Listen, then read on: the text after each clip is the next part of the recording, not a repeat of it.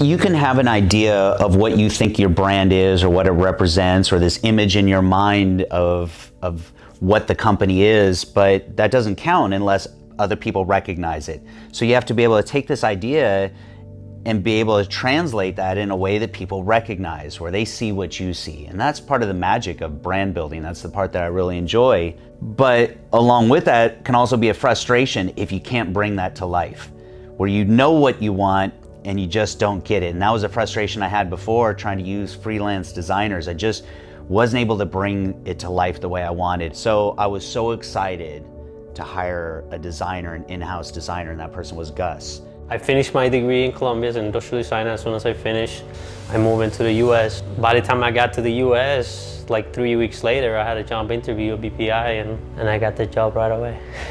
I don't think there's a person in this building that I've spent more time with than Gus. I would literally pull up a chair right next to his desk and we would make all those little revisions, and that was a game changer for us because we could finally bring this brand and these ideas to life without having to make compromises. But the way he looked physically when I first met him, my impression of him was round. I think in the US, it's like everything's like so fast-paced. So you end up doing, whatever it's there. If you don't have the meal, then I gotta go get a meal somewhere else. So I go get it at McDonald's or something that's easy to get. And it affected me in a way that I couldn't do the things that I like to do a lot, which was like one of them, it's like playing soccer. So by the time I went back to the field or something, I felt like super heavy, like I couldn't run, like everything hurt, especially my knees. So it was obviously affecting my life. The first time we ever decided to do a BPI transformation contest, he jumped on that and he took all the same focus and dedication and organization that he puts into his work and he put that into his training and his nutrition. And I watched that guy completely transform.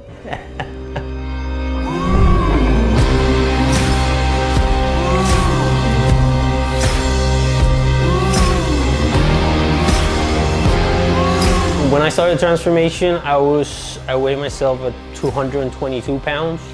And he went from, I want to say 220 plus pounds down to 180 pounds in 3 months. Obviously, when I was going back to the field, I felt like super skinny, even though I wasn't, but I felt like such a relief off my shoulders, like, damn, I can before I couldn't run a mile, now I can run like 4 or 5 miles easily.